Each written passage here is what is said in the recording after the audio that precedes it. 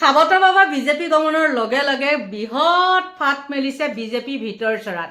বন্ধু বান্ধৱীসকল, কালি আপোনালোকে চাগে দেখিছে 300-400 মান বিজেপি কৰ্মী সাবতা বাবাৰ যোৱাৰ লগে লগে বিজেপিত যোৱাৰ লগে লগে তেওঁলোকে বিজেপি ত্যাগ কৰি পেলাই কংগ্ৰেছত যোগদান কৰিছে। আৰু সাবতা বাবাক বোলে বহুত ভাল পায় মানুহে, পিছতহে ওলাইছে নহয় নে আচল কথাবিলাক। আৰু সাবতা বাবাৰ একেবাৰে বিহপুৰীয়াত তেওঁ জিৰ'।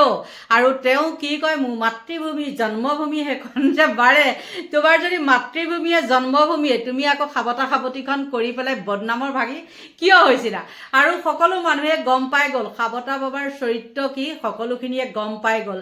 সেইজন এজন বয়োজ্যেষ্ঠ মানুহ, সেইজনে কি কৰিছিলে, কামাখ্যা ভগৱানৰ শপত খাইছিলে, কামাখ্যা মাৰ শপত খাইছে, বৰদোৱা থানৰ শপত খাইছে, তাৰপিছত আকৌ গ'ল আমাৰ মুখ্যমন্ত্ৰী ভৰি মালিচ কৰিবলৈ গ'ল। আৰু এতিয়া থিৰাঙে হোৱা নাই তেওঁলোকৰ ক'ৰ পৰা খেলিব। আকৌ ঘুনুক ঘানাকে শুনিলোঁ, আমাৰ বোলে দিছপুৰৰ পৰা বোলে খেলিব। বিধতা, এইবাৰ মানে আমি কি সাবতা বাবাক পাম নেকি?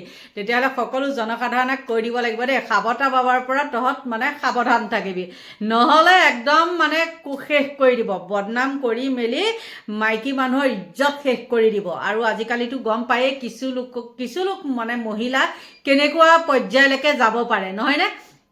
বন্ধু বান্ধৱীসকল, সাবতা বাবা যেতিয়া দিছপুৰ সমষ্টিত আহিম বুলি কোৱা শুনিছোঁ, তেতিয়া কিন্তু মোৰ বহুত হাঁহি উঠিছে, গম পাইছেনে? গমেই পোৱা নাই জাপেকে সাবতা বাবাই গমেই পোৱা নাই। আৰু আগৰ আমাৰ আছিলে অতুল বৰা কিন্তু কি জানেনে, যি নহওক মানুহজন আমচুৰৰ কাৰণে বাৰু তেওঁ কাৰোবাক পুলিচত দিয়ক কিবা দিয়ক, কিন্তু অতুল বৰাৰ মানে কিছুমান সৎ সাহস আছে দেই।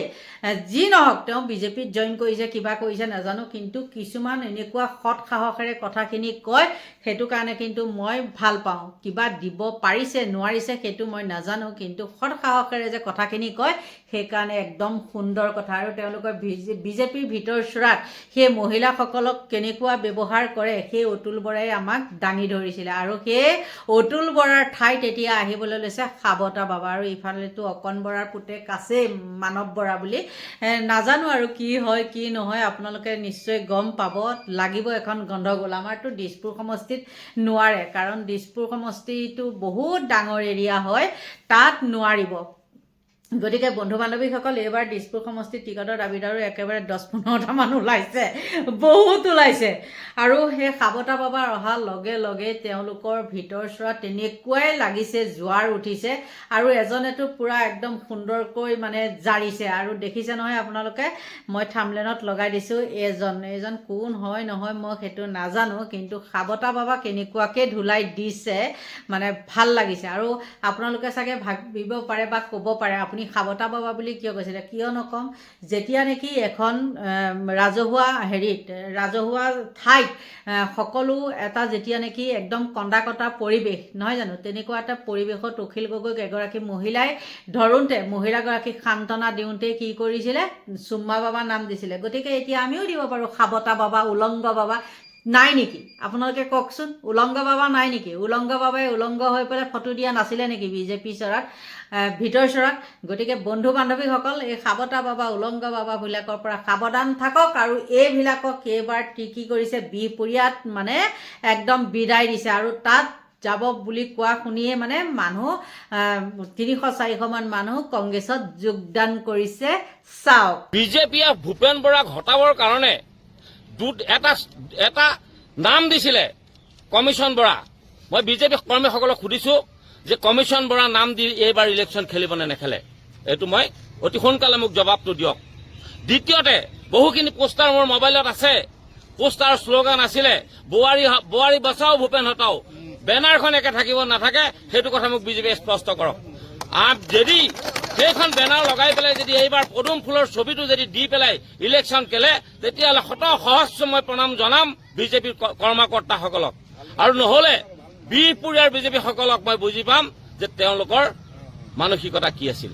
বিদায় দিছোঁ, ইয়াত কংগ্ৰেছ এজিপি বিজেপি নাই, আমি বিহপুৰীয়াই বিদায় দিছোঁ। বিহপুৰীয়াই আমি তেখেতক দুবাৰ বিধানসভাত বিদায় দিছিলেই, এবাৰ লোকসভাত দিছিলেই, তাৰ পাছত আকৌ ৱাশ্বিং মেচিনত ধুই এতিয়া গেৰুৱা কাপোৰ পিন্ধি আহিছে, এফালে সেই আপোনাৰ ঘটিটো আৰু এফালে ছেকেণ্ড এডাল লৈ যিখন যাত্ৰা কৰি বি পেলাই আহিবলৈ ওলাইছে, সেইখন যাত্ৰাত খোল বজাবলৈ মানুহ নাই। এতিয়া যাত্ৰা এটা আৰম্ভ কৰিছে, ৱাশ্বিং মেচিনত কাপোৰ ধুব পাৰিব, কিন্তু বাকী কৰি থোৱা কৰ্মৰাজি আৰু পাপ আৰু মহাপাপ কিন্তু ধোৱাৰ মেচিন কিন্তু বিজেপিত নাই। দলনিত পলা মেলা শব্দটো যিটো ক'লে, এই কংগ্ৰেছ দলৰ পৰা এদিন 20ৰ পৰা 22জন MLA একেলগে ওলাই গৈছিল, তেতিয়া কি কংগ্ৰেছক পোনা মেলিছিল নেকি? সাধাৰণ নগণ্য। আৰু দলে যি দিব লাগে বহুত দিলে 32 বছৰত এজন মানুহক। এই দলটোৱে 32টা বছৰত ইমানেই দিলে, যিটো কাৰণে আজি অসমৰ প্ৰত্যেকটো ৰাজীৱ ভৱনত এই মানুহজনৰ ফটোখন আছিল, আৰু আজি প্ৰত্যেকটো ৰাজীৱ ভৱনৰ পৰা ফটোখন নমাই আজি দাহ কৰিছে, অন্তৰৰ পৰা বিদায় দিছে। আৰু এইজন মানুহক আমি প্ৰত্যাহ্বান জনাইছো যে হাৰিলেও জিকিলেও, এই বিধানসভাত যদি হাৰিলহেঁতেনো জিকিলহেঁতেনো, তথাপিতো ৰাজীৱ ভৱনত এই ফটোখন কিন্তু থাকি গলহেঁতেন, এই ফটোখনে কংগ্ৰেছৰ মানুহৰ মনত থাকি গলহেঁতেন। কিন্তু প্ৰত্যাহ্বান জনাইছো, এই জনমত আৰু বাকী কেইটাত থকা দিনত বাজপেয়ী ভৱনত তেওঁ ফটোখন লগক, তেওঁ যদি কলিজা আছে। কৰি যোৱা অপকৰ্ম, 20টা বছৰৰ অপকৰ্ম, বিহপুৰীয়াৰ যি ৰাইজৰ ওচৰত যি অপকৰ্ম কৰিলে, এই অপকৰ্মৰ কাৰণে ধুবৰ কাৰণে বিজেপিৰ ওচৰত এইটো মেচিন নাই। এইটো মেচিন কেৱল মাত্ৰ এই মাধৱদেৱ গুৰুজনাৰ জন্মৰ ভূমিত, এই বাৰ বৈষ্ণৱ জন্মৰ ভূমিত সেই পাপ আৰু সেই অপকৰ্ম ধুবৰ কাৰণে সমূহ ৰাইজৰ হাতত, প্ৰত্যেকৰ হাততে মেচিন আছে, আৰু এই মেচিনেদি তেখেতৰ পাপ ধুবৰ কাৰণে বিহপুৰীয়াবাসী ৰেডি হৈ গ'ল। আৰু অকণমান নিবিড় কোণত যদি অকণমান সময় আগলৈকে যদি ভূপেন বৰাৰ নামটো যদি অকণমান নিবিড় কোণত যদি কোনোবা এটা জেগাত আছিল, সেয়াও অতি হিন্দু ধৰ্মৰ নীতি আৰু নিয়ম মতে এই দাহ কৰি তাৰ ঠাইত, সেই নামৰ ঠাইত একোৱা চিতাৰ জুই স্থাপন কৰি ল'লে। দলৰ প্ৰতি বিশ্বাসঘাতক আৰু বন্ধুত্বৰ প্ৰতি বিশ্বাসঘাতক, আটাইতকৈ ডাঙৰ কথা। বিশ্বাসঘাতক অকল নিজৰ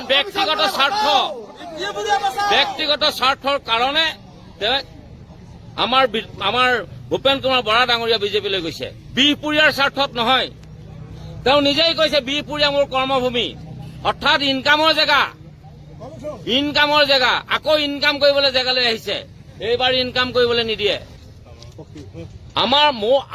আমি কেইবাজনো মানুহে বিচাৰিছো ইয়াত, কিন্তু এই সংকট মুহূৰ্তত আমাৰ ব্যক্তিৰ স্বাৰ্থ নাই, কেৱল দলৰ স্বাৰ্থত আমি ভূপেন বৰাক ইয়াৰ পৰা চিৰ বিদায় দিবৰ কাৰণে, ৰাজনৈতিক জীৱন শেষ কৰিবলৈ কাৰণে আমি এক হৈ গলো, আৰু এইটো প্ৰত্যাহ্বান ল'বলৈ তেখেতক আমি নিমন্ত্ৰণ জনাইছো। ভূপেন বৰাৰ বাবেই দুফাল হ'ল বিজেপি। পেৰাচুট লেণ্ডিং নহ'ব, গ্ৰহণযোগ্যতা নথকা ভূপেন বৰাক লৈ হাহাকাৰ। দিছপুৰত ভূপেন বৰা সহ্যই নকৰে বিজেপি নেতাকৰ্মীয়ে। কংগ্ৰেছৰ পৰা বিজেপিলৈ নেতা পালি নেতা অহাটো নতুন কথা নহয়। অৱশ্যে 2015 চনৰ আগলৈকে কংগ্ৰেছৰ পৰা বিজেপিলৈ যোৱাৰ তেনেকুৱা উদাহৰণ নাছিলেই। কংগ্ৰেছৰ পৰা বিজেপিলৈ অহা উল্লেখযোগ্য নেতাসকলৰ বাটকটীয়া আছিল বৰ্তমানৰ মুখ্যমন্ত্ৰী ডক্টৰ হিমন্ত বিশ্ব শৰ্মা। শৰ্মাই 2015 চনৰ 23 আগষ্টত বিজেপিত যোগদান কৰিছিল। শৰ্মাৰ পিছতেই সেই বছৰৰে নৱেম্বৰ মাহত কংগ্ৰেছৰ মুঠ 9 গৰাকী বিধায়কে বিজেপিত যোগদান কৰিছিল। সেই 9 গৰাকী বিধায়কৰ ভিতৰত আছিল পীযুষ হাজৰিকা, জয়ন্ত মল্ল বৰুৱা আদিৰ দৰে ব্যক্তি। ইয়াৰ পিছৰ পৰ্যায়ত অৰ্থাৎ 2016 চনৰ নিৰ্বাচনৰ পিছত সুশান্ত বৰগোহাঁই, ৰূপজ্যোতি কুৰ্মী, মানসিং ৰংপি আদিৰ দৰে বিধায়কে কংগ্ৰেছৰ টিকটত জয়ী হৈ বিজেপিত যোগদান কৰিছিল। ইয়াৰ পিছত 2019 চনত অজন্তা নেওগ, ভুৱনেশ্বৰ কলিতা আদিয়ে কংগ্ৰেছ এৰি বিজেপিত যোগদান কৰিছিল। 2024 চনৰ লোকসভা নিৰ্বাচনলৈ কেইটামান দিন থকা অৱস্থাত বিজেপিত যোগদান কৰিছিল ৰাণা গোস্বামী, মানস বৰা, সুৰুজ দিহিঙীয়া আদিয়ে। ৰাণা গোস্বামীয়ে যোগদান কৰা সময়ত বিজেপিত যথেষ্ট গুৰুত্ব লাভ কৰিছিল। তেওঁক দলত যোগদানৰ দিনাই কাৰ্যকৰী সভাপতিৰ দায়িত্ব দিয়া হৈছিল। আন নেতাতকৈ ৰাণা গোস্বামীয়ে অধিক গুৰুত্ব পোৱাৰ কাৰণটো আছিল তেওঁ আছিল যোৰহাটৰ প্ৰাক্তন বিধায়ক। তেওঁ আছিল গৌৰৱ গগৈৰ ঘনিষ্ঠ। লোকসভা নিৰ্বাচনৰ আগত ৰাণা গোস্বামীয়ে গৌৰৱ গগৈয়ে প্ৰতিনিধিত্ব কৰা লোকসভা সমষ্টি যোৰহাটত প্ৰচাৰৰ দায়িত্ব লৈ ব্যস্ত থকাৰ সময়ত গৌৰৱ গগৈক দুৰ্বল কৰিবলৈকে বিজেপিয়ে ৰাণা গোস্বামী, মানস বৰা, সুৰুজ দিহিঙীয়াক বিজেপিত যোগদান কৰোৱাইছিল। গৌৰৱ গগৈৰ সংগ এৰাৰ বাবে বিজেপিত তেওঁক দিছিল দলটোৰ কাৰ্যকৰী সভাপতিৰ দায়িত্ব। লোকসভাৰ ফলাফল ওলাল। ৰাণা গোস্বামীয়ে বিজেপিত যি প্ৰতিশ্ৰুতি দি সোমাইছিল সেই প্ৰতিশ্ৰুতি ৰাখিব নোৱাৰিলে। ৰাণা গোস্বামীয়ে যোৰহাটত গৌৰৱ গগৈক পৰাজিত কৰাৰ লগতে তেওঁৰ লগত হাজাৰ হাজাৰ কংগ্ৰেছীয়ে যোগদান কৰিব বুলি প্ৰতিশ্ৰুতি দিছিল যদিও মূৰকত তেওঁৰ বিজেপিত যোগদান কোনো বিশেষ প্ৰভাৱ পেলাবই নোৱাৰিলে। তেতিয়াৰ পৰাই গুৰুত্বহীন হল ৰাণা গোস্বামী। এতিয়া একেই অৱস্থা হৈছে সদ্য কংগ্ৰেছ ত্যাগী ভূপেন বৰাক লৈ। ভূপেন বৰাই ইমান দিনে বিজেপিৰ বি টিম হিচাপে যে কংগ্ৰেছক ব্যৱহাৰ কৰি আহিছিল তাৰ প্ৰমাণ স্পষ্ট হল বিগত সপ্তাহত তেওঁ দল ত্যাগ কৰাৰ পিছতেই। তেওঁ দল ত্যাগ কৰাৰ পিছতেই বিজেপিৰ এটা শিবিৰত উথপ থপ লাগিল। মুখ্যমন্ত্ৰী ডক্টৰ শৰ্মাই ভূপেন বৰাৰ দল ত্যাগৰ পিছতেই নিজেই তেওঁৰ ঘৰলৈ যাব বুলি কৈছিল আৰু অত্যুৎসাহী হৈ তেওঁ ভূপেন বৰাক দুটা নিৰাপদ সমষ্টি তেওঁৰ বাবে ৰাখি থোৱাৰ কথা উল্লেখ কৰিছিল। মুখ্যমন্ত্ৰীয়ে সেইদিনা ভূপেন বৰাৰ ঘৰত প্ৰায় 2 ঘণ্টা পাৰ কৰিছিল আৰু তাতেই ভূপেন বৰাক কাষত লৈ দীঘলীয়া সংবাদমেল সম্বোধন কৰিছিল। তাৰ পিছদিনাই বিধানসভাৰ কাৰ্যসূচী চলি থকাৰ মাজতেই ভূপেন বৰাৰ বাসগৃহত উপস্থিত হৈছিল মন্ত্ৰী পীযুষ হাজৰিকা আৰু বিধায়ক মানৱ ডেকা। ভূপেন বৰা যিহেতু দলটোৰ প্ৰাক্তন সভাপতি আছিল সেয়ে মুখ্যমন্ত্ৰীকে ধৰি একাংশ নেতাই ভাবি লৈছিল যে কংগ্ৰেছ দলটোৰ পৰা বাঘা বাঘা নেতাৰ লগতে হাজাৰ হাজাৰ দলীয় কৰ্মী আহি বিজেপিত যোগদান কৰিব। ফলত কংগ্ৰেছ দলটো নিশকটীয়া হৈ পৰিব। কিন্তু মুখ্যমন্ত্ৰী অথবা তেওঁৰ সহযোগীসকলে ভবাৰ দৰে নহল। কংগ্ৰেছৰ পৰা ভূপেন বৰা অকলেই আহিল।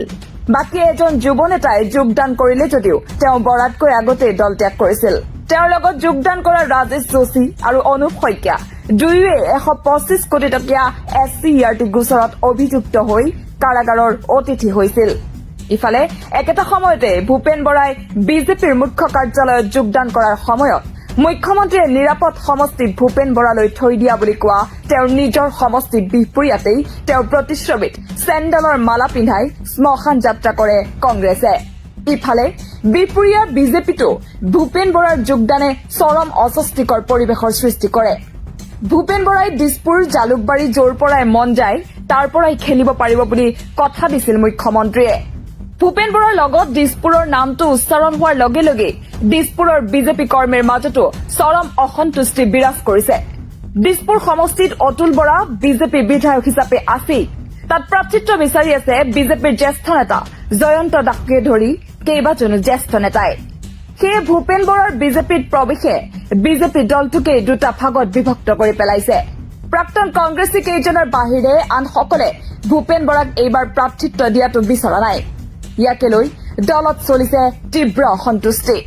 সেই অসন্তুষ্টি আৰু চাপৰ বাবে ৰাষ্ট্ৰীয় দল কংগ্ৰেছৰ ৰাজ্যিক সভাপতি ভূপেন বৰাক কাৰ্যনিৰ্বাহক সদস্য হিচাপে স্বীকৃতি দিয়েই দলৰ ভিতৰৰ পৰিস্থিতি চম্ভালিব খুজিছে বিজেপিয়ে। News desk report, the cross garden.